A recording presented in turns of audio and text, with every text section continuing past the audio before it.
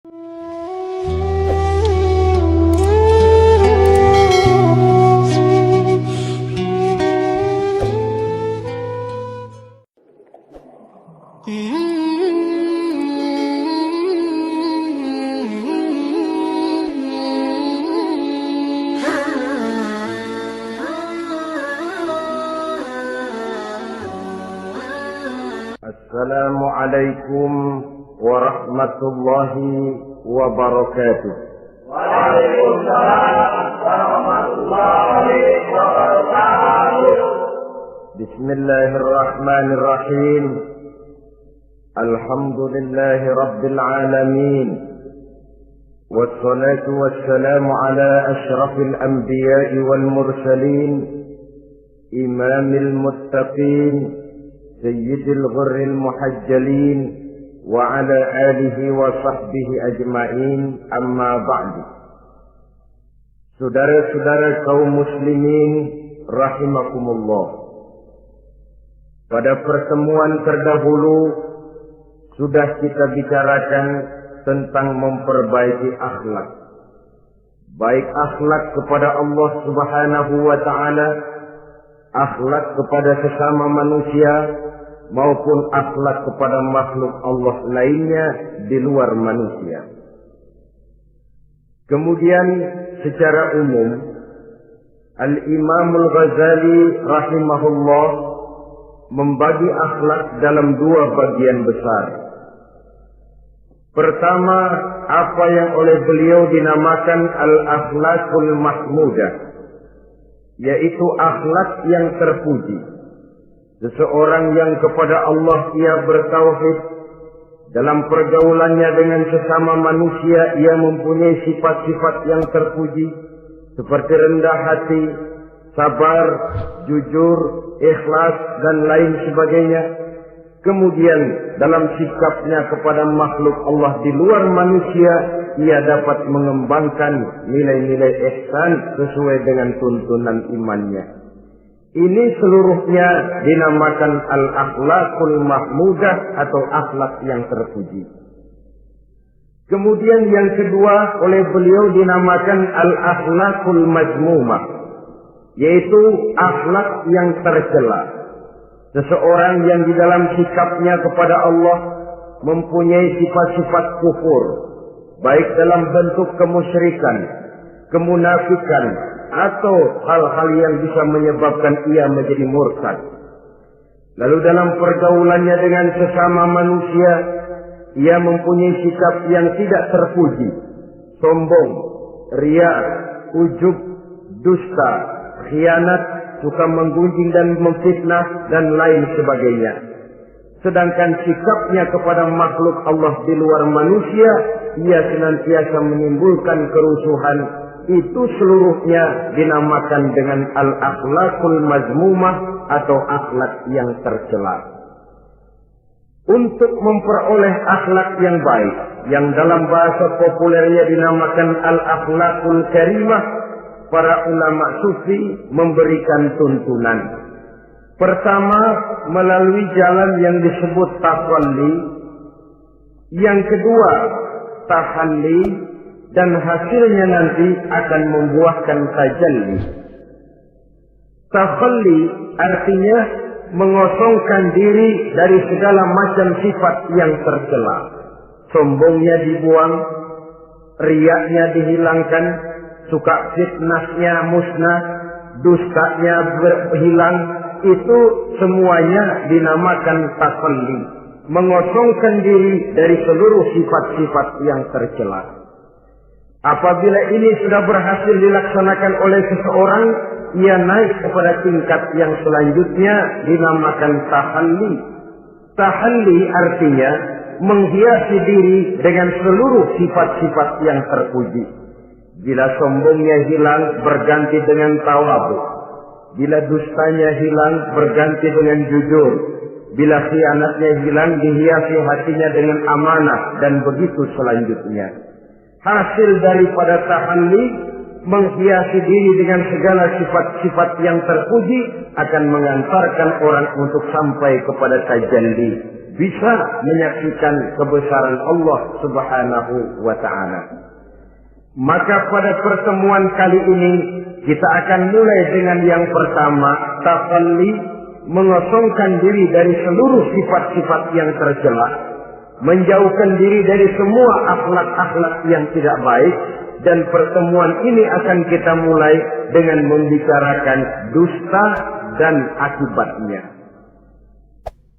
Saudara-saudara kaum muslimin rahimakumullah, salah satu nikmat yang diberikan Allah kepada kita makhluk manusia dalam hidup ini adalah kemampuan untuk berkata-kata, kemampuan menyalurkan hasrat hati dan keinginan jiwa melalui ucapan dengan bahasa sebagai alat komunikasi.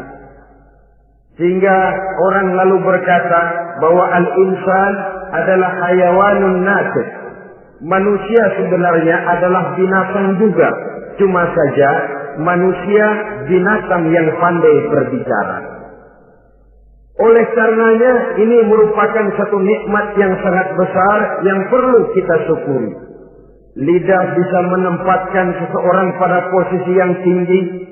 Lidah juga bisa menempatkan orang pada posisi yang paling rendah. Karena lidahnya orang dipuji, karena lidahnya orang dicaci maki dan dicela. Pendeknya seperti kata pepatah, al-lisan saghirul jirmi azimul jurmi. Lidah itu walaupun kecil bentuknya tetapi besar akibatnya. Hampir sebagian besar dari kesulitan-kesulitan yang menimpa manusia pada mulanya disebabkan oleh lidahnya. Sehingga pepatah mengatakan, salamatul insan fi hifdzil lisan. Manusia akan selamat apabila dia pandai menjaga lidahnya. Seperti orang kita bilang, lidah tidak bertulang. Artinya bicara kadang-kadang demikian enak, bicara kadang-kadang demikian nikmat, tidak terasa akan membawa akibat yang tidak pernah kita perhitungkan sebelumnya. Oleh karenanya, salah satu yang menyebabkan manusia bisa turun nilai kemanusiaannya apabila dia telah mempergunakan lidahnya untuk suatu yang lazimnya kita namakan dusta. Apa sebenarnya dusta itu? Dikatakan al-kadzib huwa adamu mutabaqatil khabar lil waqi'. Dusta ialah tidak adanya persesuaian antara berita dengan kenyataan. Itu yang dinamakan dusta. Berita tidak sesuai dengan kenyataannya. Nah, bentuknya bisa mengada-ada, bisa menambah-nambah, ataupun mengurang-ngurang. Itu bentuk-bentuk daripada tidak sesuainya berita dengan kenyataan. Mengada-ada, yang tidak ada diada-adakan, itu jelas merupakan dusta. Kemudian menambah-nambah, beritanya sebenarnya cuma 1 meter, tapi disampaikan orang kepada kita 5 meter, yang 4 meter tambahan. Disitulah kemungkinan terjadinya penyusupan-penyusupan berupa dusta adanya. Ataupun mengurang-urang. Beritanya sebenarnya 8 meter, sampai ke kita cuma 2 meter.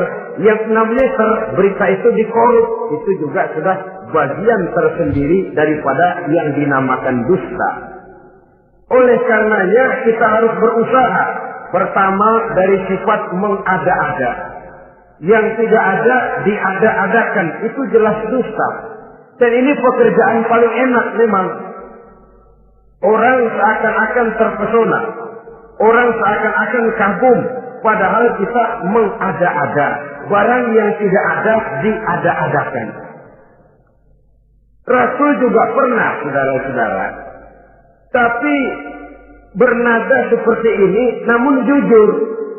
Satu saat beliau sedang duduk, ada seorang perempuan mengendarai onta, sudah tua sekali ontaknya. Lalu Rasul bangun menegur orang tadi, "Bu, kenapa naik anak onta?" katanya. Perempuan ini bilang, ya Rasul, yang saya kendarai ini bukan anak onta, tapi biang onta. Begitu. Iya, tapi dia punya ibu kan?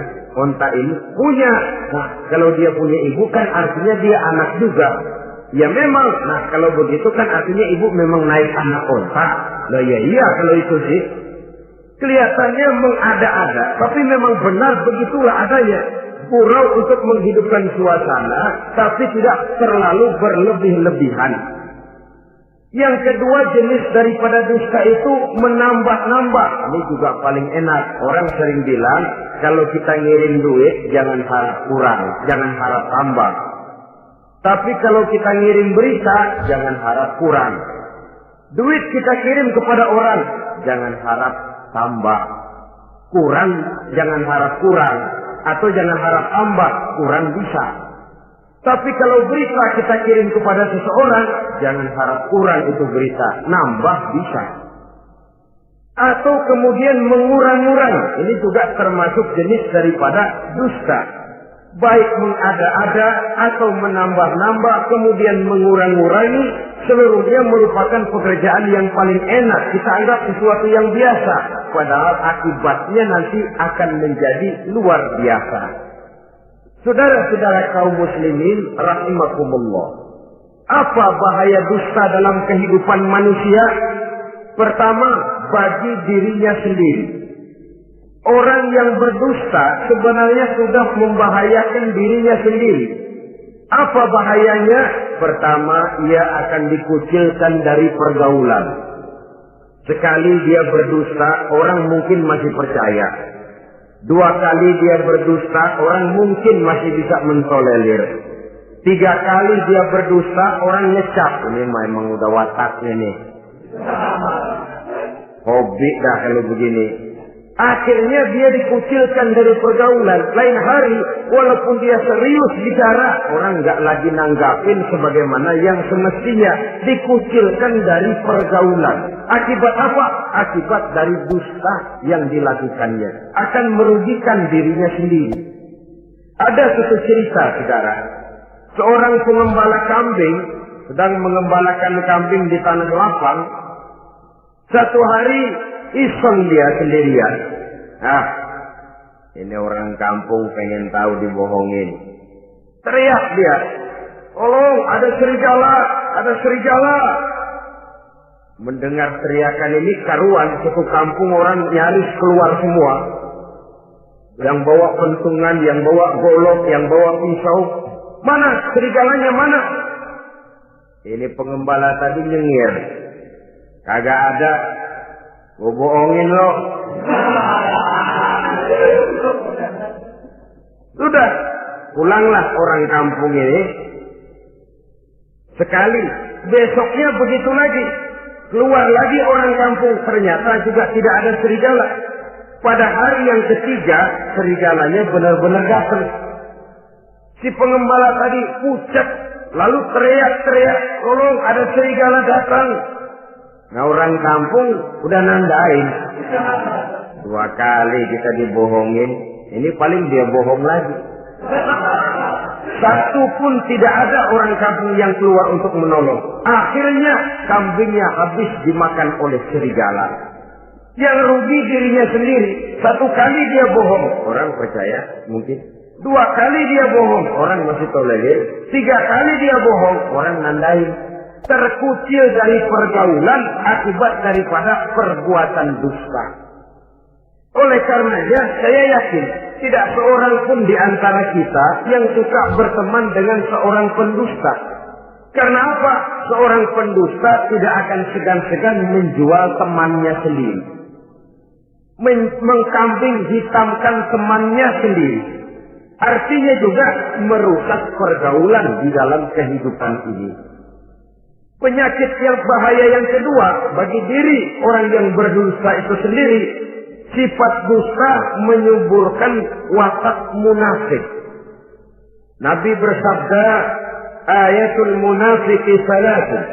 Tanda-tanda orang munafik itu ada 3. Tandanya, biasanya kalau tandanya ada, ya munafiknya insya Allah ada.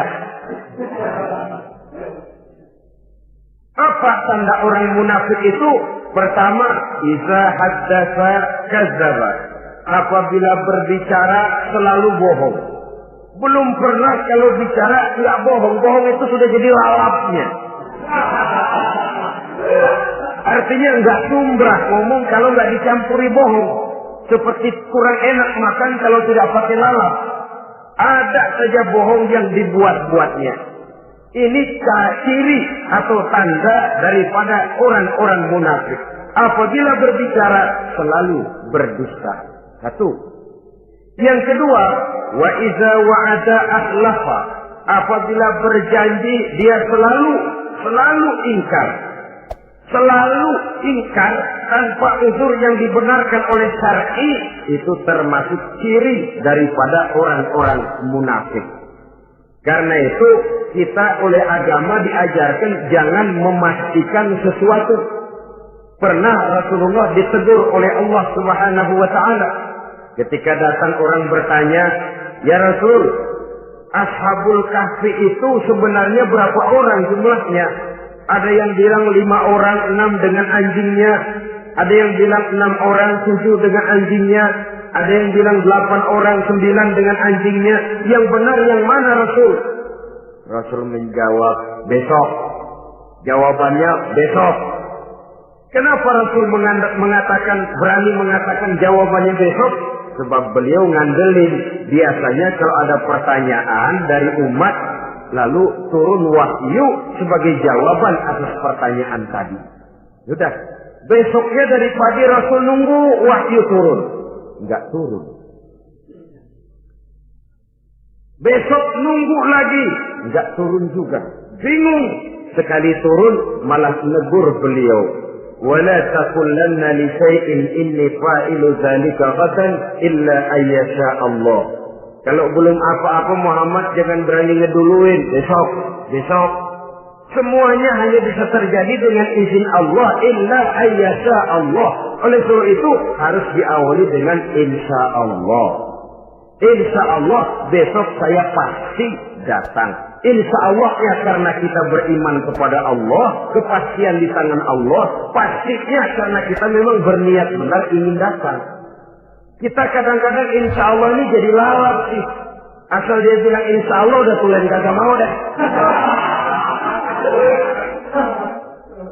Besok ya, insya Allah enggak ya.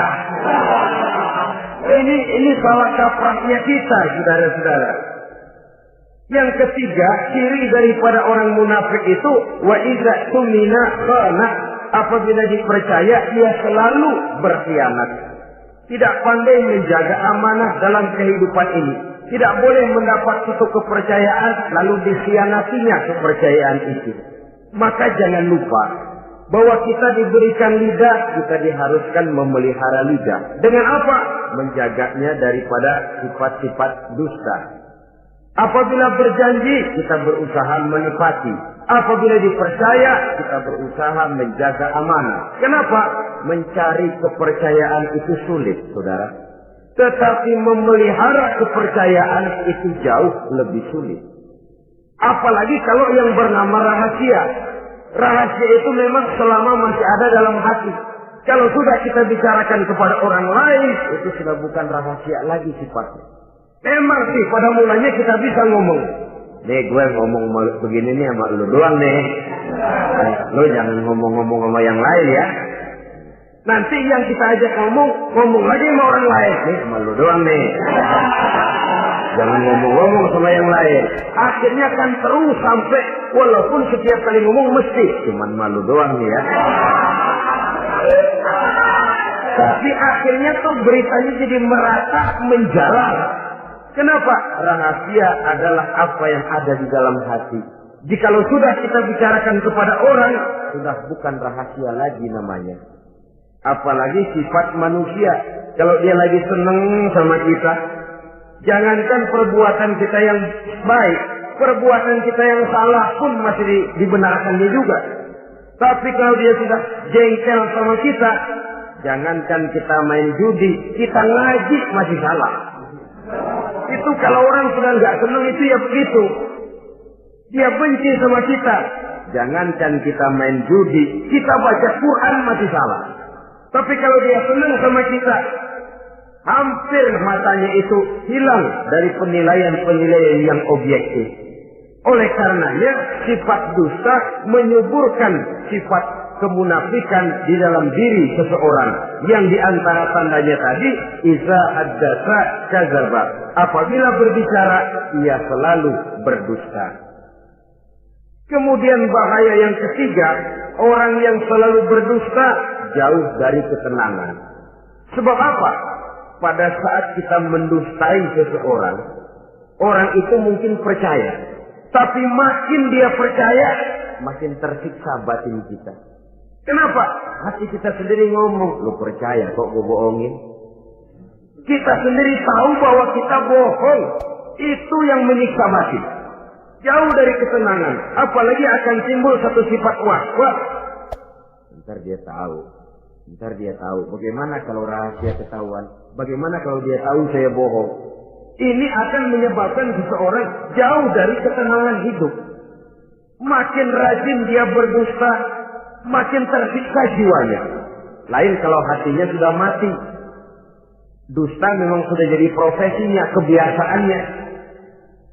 Tidak merasa menyesal, tidak merasa berbuat salah. Dusta itu sudah jadi hobi. Sehingga enak saja. Hati sudah jadi mati kalau sudah begitu. Dan sepanjang hati sudah jadi mati, itulah yang paling kita khawatirkan. Artinya nilai kita adalah bangkai berjalan dalam pandangan Allah Subhanahu wa ta'ala. Saudara-saudara kaum muslimin rahimakumullah. Oleh karenanya membahayakan diri sendiri dusta itu. Yang kedua, berbahaya bagi masyarakat banyak. Tentu saja apabila status sosial kita tinggi, makin luas akibat daripada kedustaan kita. Seorang kepala rumah tangga yang berdusta, seluruh keluarganya jadi rugi. Seorang kepala kampung yang berdusta, rakyat sekampungnya rugi. Seorang gubernur berdusta, rakyat satu provinsi rugi. Seorang pemimpin negara berdusta, rakyat satu negara rugi. Makin tinggi status sosial, makin besar akibat daripada suatu dusta. Oleh karenanya, menimbulkan keresahan di tengah masyarakat. Masyarakat itu apa? Dimulai dari masyarakat yang paling kecil, rumah tangga. Kalau satu rumah tangga sudah diwarnai oleh sesuatu yang bernama dusta, maka ketenangan, ketentraman, kebahagiaan rasanya akan sulit terwujud di dalam rumah tangga itu sendiri. Seorang istri apabila sudah pandai mendustakan suaminya, maka itu sudah berarti memulai keretakan dalam kehidupan rumah tangga, menimbulkan benih-benih ketidakpercayaan. Apabila seorang suami sudah mulai mempunyai titik ketidakpercayaan kepada istrinya lagi, itu sudah menandakan retaknya basis kehidupan rumah tangga. Istri yang mendustakan suaminya, umpamanya diberikan nafkah, lalu mestinya sebenarnya sudah diperhitungkan cukup, uang masih ada, dikatakannya habis, dan lain sebagainya. Akibatnya nanti si suami mikir-mikir, kan menurut perhitungan duit masih cukup, kenapa sudah habis? Nah, oleh karena istrinya tidak jujur, suaminya juga mulai berusaha tidak jujur lagi. Mendapat penghasilan besar, mengaku sedikit. Kalau sudah begitu, saling dusta mendustai pun sudah dimulai. Nanti akan terus meresap kepada kehidupan daripada anak-anak sebagai anggota di dalam rumah tangga kita. Saudara-saudara, oleh karenanya rumah tangga bisa saja berantakan, menjadi kacau, baik karena dusta istri, dusta suami, dusta anak, atau dusta orang lain menyulut dan mengganggu rumah tangga kita. Suaminya lagi enak-enak duduk di depan rumah, datang laporan. Kamu kok tenang saja di rumah? Memangnya kenapa? Istrimu, waduh. Ya memang kenapa istri? Waduh. Itu tadi naik bajai berdua. Kamu orang laki. Ya memang supir bajai masih dia sendiri. Tapi kalau berita ini digunting, dikat sampai di situ, kan nanti ini sudah menimbulkan suami mendengar istrinya naik bajai berdua dengan orang laki, tentu marah. Pulang istrinya sudah payah-payah dari pasar, dicaci maki dan lain sebagainya. Apa ini? Akibat dari omongan, dari lidah yang memang kecil dan tidak bertulang itu, tapi sungguh sangat besar akibatnya. Kemudian juga pergaulan. Berapa banyak saudara jauh dari saudaranya, teman berpisah dengan temannya, tetangga marah dengan tetangganya akibat daripada perbuatan lidah, daripada ucapan lidah ini. Akibat daripada yang bernama dusta ini. Oleh karenanya, saudara-saudara, dusta pun merusak pergaulan. Kemudian usaha. Satu kali kita berdusta, mungkin usaha mendatangkan untung. 2 kali kita berdusta, masih bisa mendatangkan untung. 3 kali kita berdusta, orang akhirnya akan mengadakan perbandingan. Ini kadang-kadang dalam usaha, dalam dagang, dusta juga bisa jadi lalang. Orang nawar dagangan kita, berapa harganya bang? 500. 300 ya, tadi ada yang nawar 400, saya nggak jual. Padahal kagak ada yang nawar. Dia buat sedemikian rupa.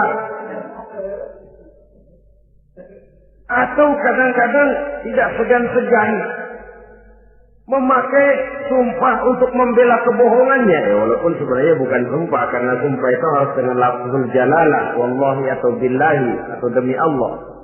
Kadang-kadang dengan kata-kata yang kasar. Modalnya cuma 500. Tapi ketika ditawar orang, yang bener aja nawar bu. Padahal ini saya beli modalnya aja 700 perak, biar mampus nih. Dia beli cuma 500, ngaku modalnya 700 pakai biar mampus lagi. Saudara hadirin yang saya hormati, sepintas mungkin orang percaya, mungkin orang yang tergerak untuk membeli, tapi kemudian keuntungan yang didapat dengan jalan berdusta itu, bisakah membawa berkah dalam kehidupan kita? Rasanya tidak. Dan kalau sudah tidak membawa berkah, maka itu, keuntungan itu tidak lagi akan mendatangkan ketenangan di dalam kehidupan. Oleh karenanya, menjaga lidah ini memang berat. Sehingga dalam satu hadis lain, Nabi bersabda, Al-jannatu mustaqatun ila arba'ati nafar. Sorga rindu, sorga kangen kepada 4 macam manusia. Ini model. Biasanya manusia yang kepengen benar masuk sorga, ini malah sorganya yang rindu, kangen benar kepengen dimasuki oleh 4 macam manusia. Siapa mereka? Pertama, saliyil Quran. Orang yang gemar, hobi membaca Al-Quranul Karim.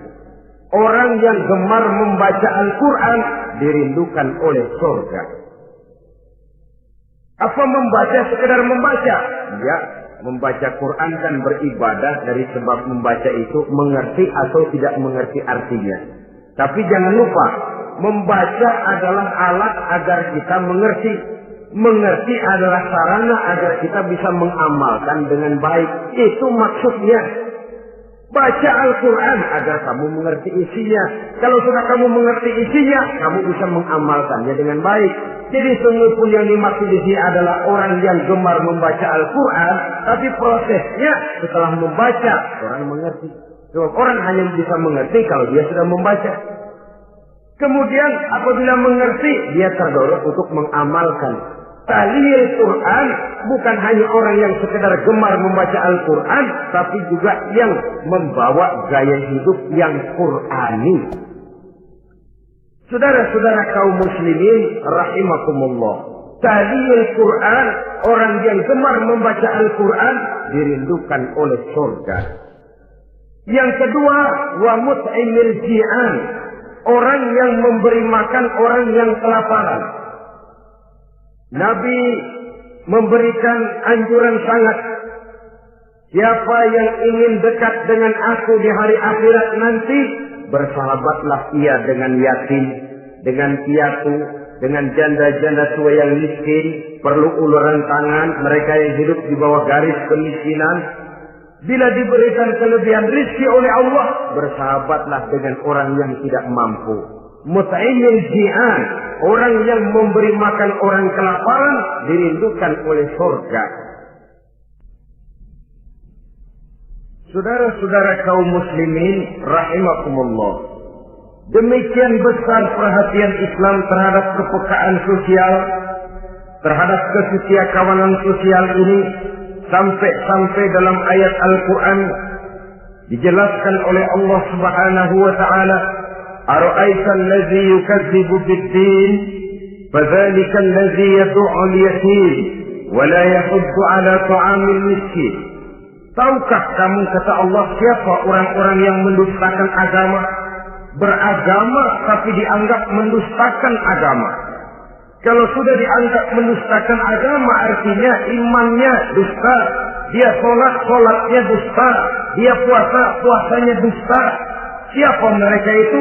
Fadzalika allazi yad'ul yatim. Mereka orang-orang yang meninggalkan, menyia-nyiakan anak-anak yatim, wala yahuddu ala ta'amil miskin, dan tidak memerintahkan untuk memberi makan kepada orang-orang miskin. Kepada yatim kejam, sadis, tidak punya kemanusiaan sama sekali. Maka mungkin kita yang rajin sholat, mungkin kita yang sudah 4-5 kali berhaji, bisa saja terhalang masuk surga. Karena di sebelah rumah kita ada anak yatim piatu, merintih kelaparan, menggigil kedinginan. Kita tahu kita mampu dan kita diam saja, tidak mau memberikan pertolongan. Itu yang mungkin bisa menghalangi kita untuk sampai ke surga. Oleh karenanya, salah satu jenis manusia yang dirindukan oleh surga, mut'imil ji'an, orang yang memberi makan orang yang kelaparan. Yang ketiga, orang yang dirindukan oleh surga, was-sha'imina fi Ramadan, orang yang melaksanakan ibadah puasa di bulan suci Ramadan. Dan yang keempat, ini yang ada kaitannya dengan masalah kita, wa hafizil lisan. Salah satu manusia yang dirindukan oleh surga ialah orang yang pandai menjaga lidahnya. Artinya dia bisa menempatkan diri, kapan waktunya bicara, kapan waktunya diam. Orang bilang memang kalau bicara itu perak, diam itu emas. Maksudnya diam lebih berharga daripada bicara.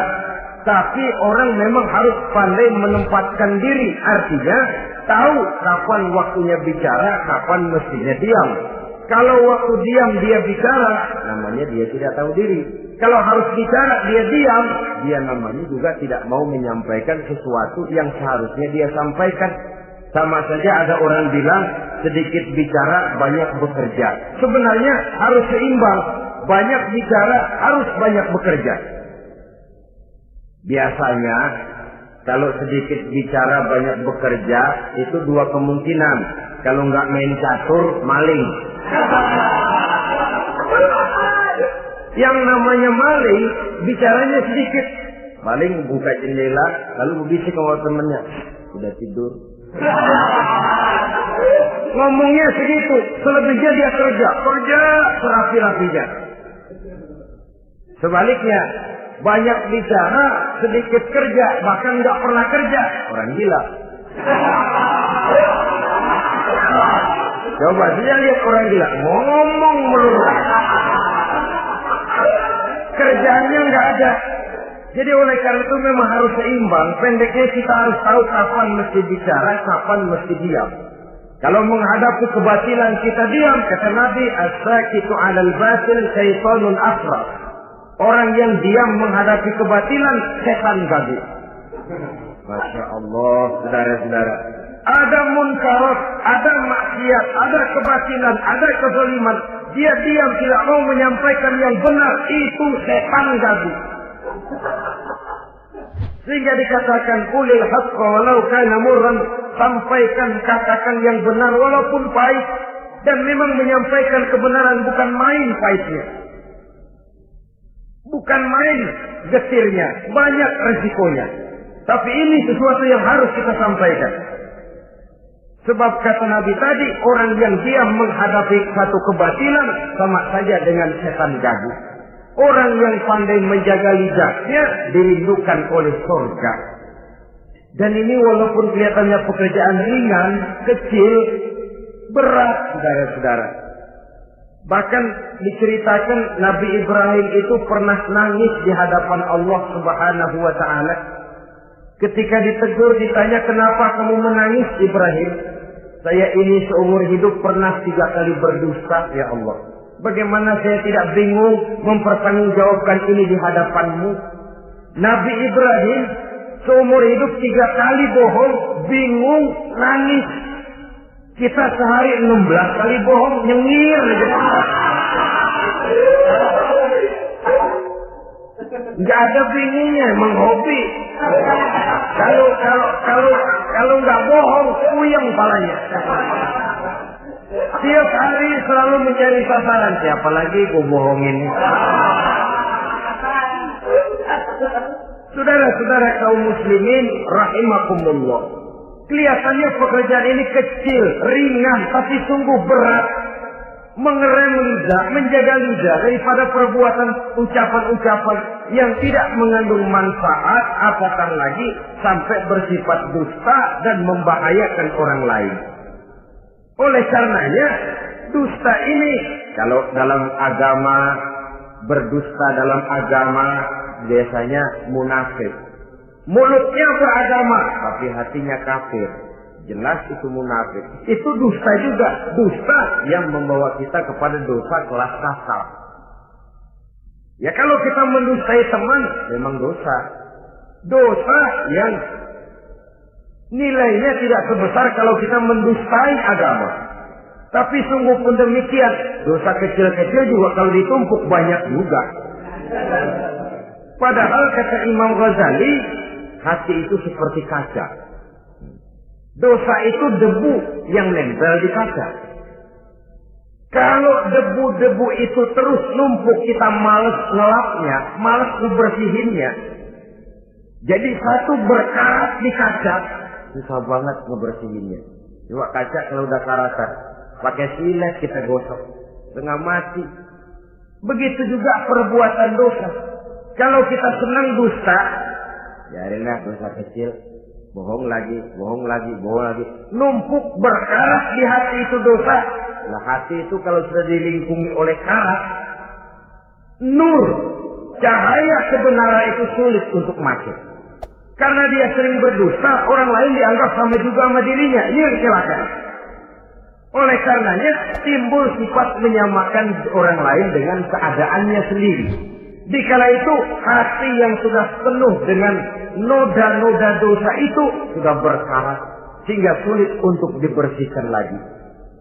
Itu sebabnya Nabi berpesan, ittaqillaha haitsu ma kunta wa atbi'is sayyi'atal hasanata tamhuha wa khaliqin nasa bi khuluqin hasan. Bertakwalah kamu kepada Allah dimanapun saja kamu berada. Bertakwa dimanapun saja kamu berada.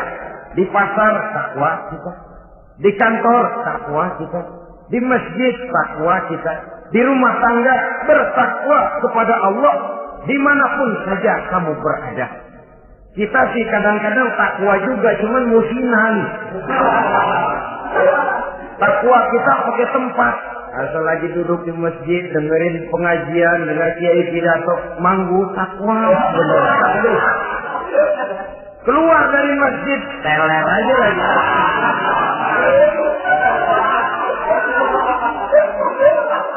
Takwa juga kita cuma pakai tempat.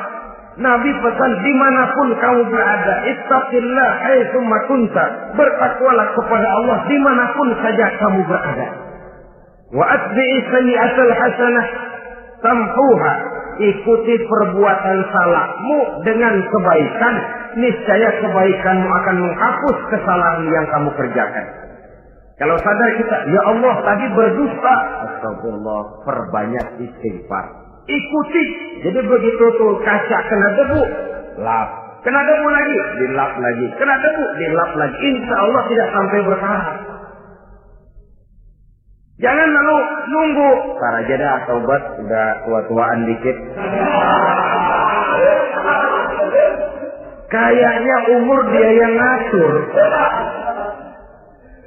Saudara-saudara, oleh karenanya ikuti perbuatan salah dengan kebaikan. Terselip kita berbuat salah, iringi dengan sedekah. Terselip kita melakukan dosa, iringi dengan istighfar.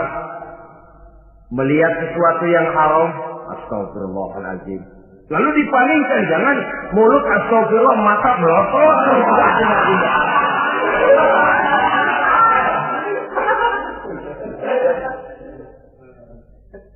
Wa khaliqin nasa bi khuluqin hasanin, dan bergaulah dengan manusia mempergunakan akhlak yang baik.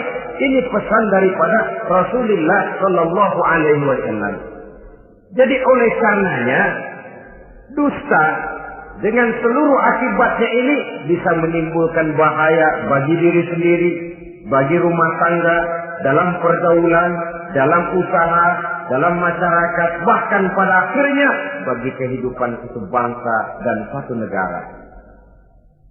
Lidah yang kecil tapi besar akibatnya bisa menyengsarakan manusia atau menempatkan manusia dalam satu posisi yang tinggi. Kalau kita adakan satu perbandingan, Nabi Ibrahim seumur hidup 3 kali saja berdusta, nangis di hadapan Allah. Kita yang hampir tidak ada hari, ya, kalau orang sekarang bilang tiada hari tanpa olahraga.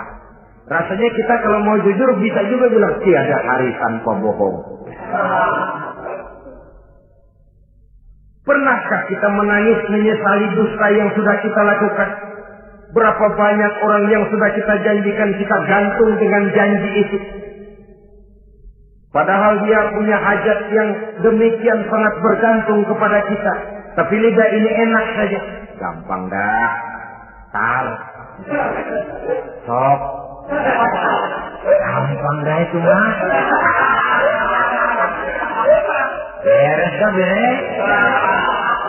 Enggak ada yang enggak beres. Semuanya kalau lidah kita beres, gampang, ntar, besok, enak, endah aja.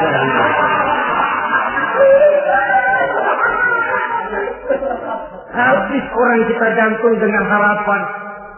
Padahal kita tidak bermaksud memberikan harapan itu. Sementara kita melangkah melenggang dengan senyum, sedang orang lain menggerutu. Saudara-saudara kaum muslimin rahimakumullah, ini pada gilirannya akan kembali penyakitnya kepada diri kita juga. Menyuburkan watak munafik, mengucilkan kita dari dalam pergaulan, dan menjauhkan kita daripada ketenangan hidup. Karenanya dusta memang berbahaya. Dalam perjuangan, dusta akan menimbulkan watak pengkhianatan. Dusta juga bisa menyebabkan munculnya musuh-musuh dalam selimut, yang pura-pura berteriak membantu perjuangan tapi di belakang mencari titik kelemahan kita. Oleh karenanya, mencari teman yang bisa diajak tertawa itu gampang. Mencari teman yang mau diajak menangis itu sulit. Mencari teman yang mau diajak nyanyi banyak. Tapi mencari teman yang mau diajak berkeluh kesah itu yang langka. Oleh karenanya, di dalam kehidupan ini untuk menjaga lingkungan pergaulan, mari kita berusaha untuk menjaga lidah dengan sebaik-baiknya. Nah, apa semua bohong tidak boleh? Ada bohong yang ditolerir. Di antaranya kata Nabi, salasun laisa minal kadzdzab. Ada 3 macam bohong yang tidak dianggap bohong. Bohong tapi tidak dianggap bohong. Dusta tapi tidak berdosa. Kalau memang harus bohong, carilah bohong yang tidak dosa. Bahkan insya Allah ada pahalanya kalau kita ikhlas. Apa itu? Pertama, hadisul rajulu limar'atihi au hadisul mar'atu li zawjiha. Bohongnya seorang suami untuk menyenangkan hati istrinya. Gak apa-apa. untuk menyenangkan hati istrinya. Misalnya suami pulang dari kantor perutnya lapar, begitu makan nyobain sayur asinnya luar negeri.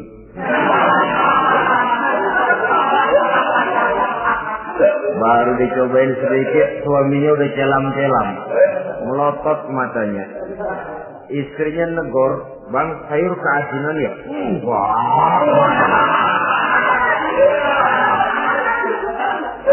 Soal keasinan bagus. Cuma tadi di kantor saya sudah diajak makan oleh teman, jadi masih kenyang. Simpan sajalah, nanti sore kita baru makan. Lapar, kesel, jongkok, tapi karena mau menyenangkan istri.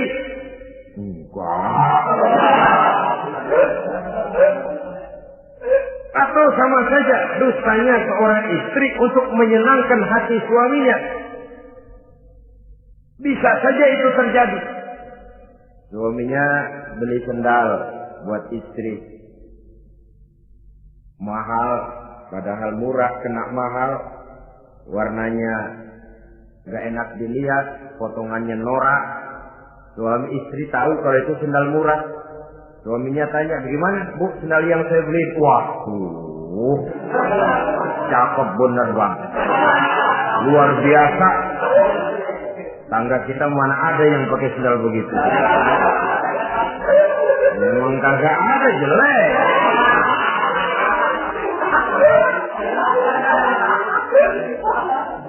Tapi kalau waktu itu istrinya jujur, malah akan bisa menimbulkan keretakan. Bohong seperti ini termasuk bohong yang bisa ditolerir untuk menyenangkan hati istrinya atau untuk menyenangkan hati suaminya.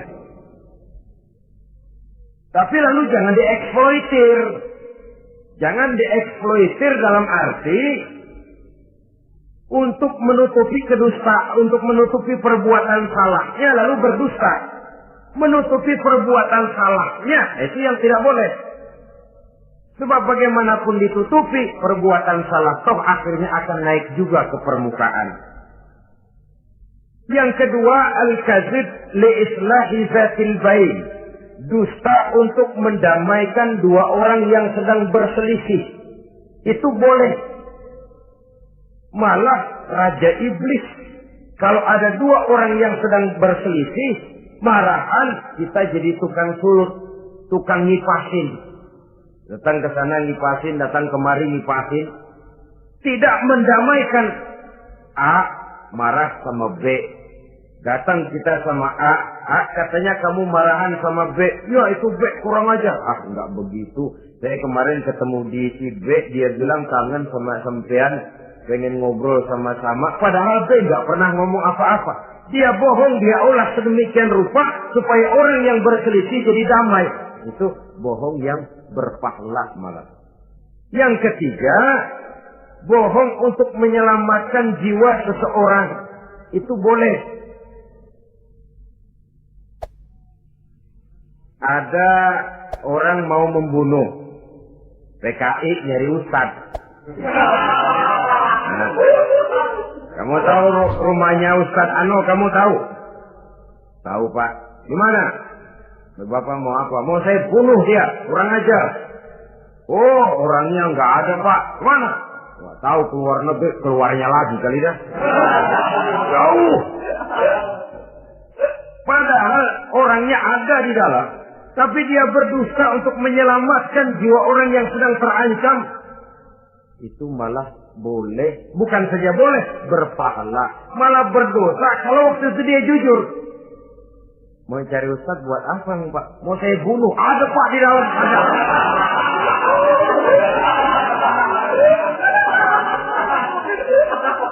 Sentimen, kalau perlu saya bantuin, Pak, ada.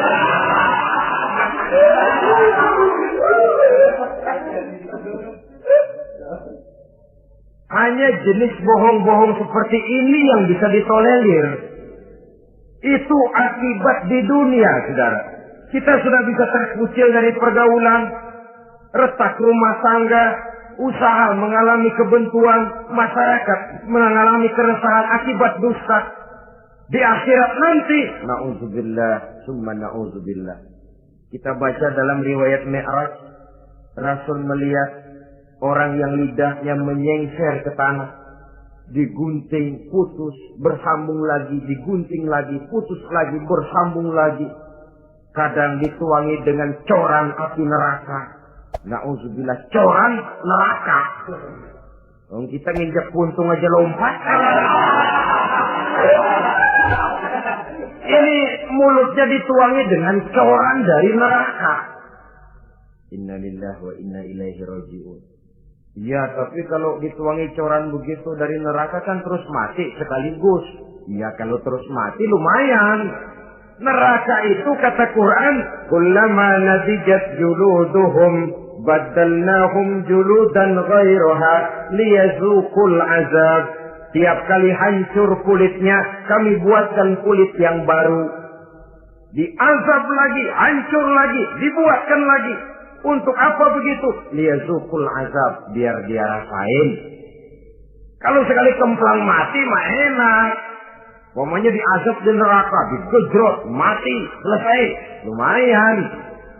Ini nggak ada matinya.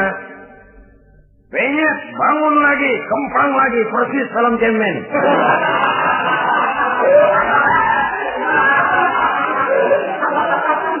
Cuma kalau film cemen mah film, dan itu jelas dusta, di neraka orang tidak kenal mati. Hancur jasadnya, dibuatkan lagi, diazab lagi, dan begitu selanjutnya. Jangan lalu berhitung. Kalau dosanya kebanyakan kan malaikat Malik gemes, ntar dilemparin ke neraka, kelebihan liwat. Jadi nggak mampir di neraka. Ya nggak mungkin, saudara-saudara. Tiap kali hancur kulitnya, diganti dengan kulit yang baru. Untuk apa itu? Liyazuqul azab. Biar dia rasakan benar azab itu. Allahu Akbar. Sudah di dunia dia mendapat akibat yang sedemikian rupa dan punya akibat buat yang lain. Di akhirat nanti dia akan menanggung azab. Apalagi kalau dustanya sampai membuka aib saudaranya sendiri. Dusta untuk menelanjangi orang lain. Logikanya saja, kalau ada teman kita atau aurat kita terbuka, kita harus menutup. Muslim dengan muslim seperti satu badan. Bila yang satu sakit, yang lain ikut merasa sakit. Bila yang satu tercela, yang lain ikut merasa tercela. Dikala itu, kita harus justru menutupi aib orang lain. Malahan Nabi mengatakan, siapa yang menutupi aib saudaranya di dunia ini, saudaranya muslim, Allah akan menutupi aibnya di akhirat nanti. Kita kadang-kadang bukan nutupin sih, malah ngorek-ngorek. Kadang-kadang nggak tahu aja belaga tahu. Ya, gue dengar anak. Banyakan dia ngipasinnya. Saudara-saudara kaum muslimin, rahimakumullah. Begitu lidah yang suka berdusta, digunting dari gunting api neraka, terpotong, dibulatkan lagi, terpotong, dibuatkan lagi, tidak henti-hentinya sampai kepada hari akhirat nanti. Karena itu berlindung kita kepada Allah. Jangan sampai diberikan lidah yang gemar berdusta. Tapi lidah yang gemar mengatakan yang benar, walaupun terasa pahit. Mengucapkan kebenaran itu besar resikonya. Panjang jalannya, banyak akibatnya. Mencegah kemunkaran, besar resikonya. Tapi itu harus kita lakukan. Setidaknya, mencegah kemunkaran. Rasulullah sallallahu alaihi wasallam dalam satu hadis menyatakan iyyakum wal kadhiba fa innal kadhiba yahdi ilal fujuri wal fujuru yahdi ilal nar. Hati-hatilah kamu daripada sifat dusta, sebab sesungguhnya dusta membawa kepada perbuatan durjana dan perbuatan durjana menggiring orang kepada neraka. Mula-mula memang ucapan, dari ucapan orang melangkah kepada perbuatan. Dan perbuatan itulah yang akan jadi penilaian Allah. Jikalau baik, dia akan menyebabkan kita ke surga. Jikalau tidak baik, perbuatan kita jugalah yang akan menjerumuskan kita ke dalam neraka. Dimulai dari suka berdusta. Akibat lidahnya gemar berdusta, perbuatannya pun merupakan perbuatan dusta. Suka pura-pura, mental munafik. Artinya hilang sifat kejujuran dalam dirinya. Apabila ini sudah melembaga dalam kehidupan seseorang, sulit dia melepaskan diri dari cengkraman dusta itu sendiri.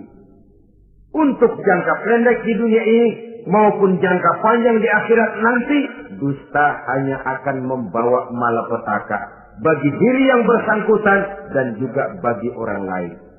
Benar kalau tadi pepatah mengatakan salamatul insan fi hifdzil lisan. Bahkan ada yang bilang kalau lidah lukai hati, kalau pedang lukai tubuh, masihkan ada harapan sembuh. Kalau lidah lukai hati, kemana obat hendak dicari? Kita tampar orang dengan tangan 2-3 hari, 2-3 jam bahkan sudah hilang bekas tamparan itu. Tapi kita tampar orang dengan lidah, dengan ucapan, seumur hidup dia akan tetap ingat. Kita bohongi orang, kapan ketemu dia ingat nih, dia nih. Nih yang kerjanya bohongin melulu. Gimana aja ada bohongnya. Kalau sudah dicap sebagai pendusta, kita memang nggak tahu, tapi tiap kita jalan orang iringi perjalanan kita. Pembohong, pembohong. Saudara, masyarakat ini punya hukum yang tidak tertulis, tapi lebih kuat dan lebih kejam daripada hukum yang tertulis. Sehingga lalu orang mengatakan sekali arang tercoreng di dahi, seumur hidup orang tak percaya. Ini artinya hukum masyarakat itu lebih kejam daripada hukum yang tertulis. Sekali kita dicap sebagai pendusta, lain kali kita mau benar-benar banget juga. Aku benar-benar banget ini, sumpah dah. Alah, sumpah lu udah lalap dah, udah laku. Ya Allah, kita sumpah pun orang gak percaya. Ya kalau binatang kita pegang ekornya, barangkali. Tapi kalau orang jelas omongannya yang kita pegang. Nah kalau omongannya sudah nggak bisa dipegang, apanya lagi yang kita harapkan?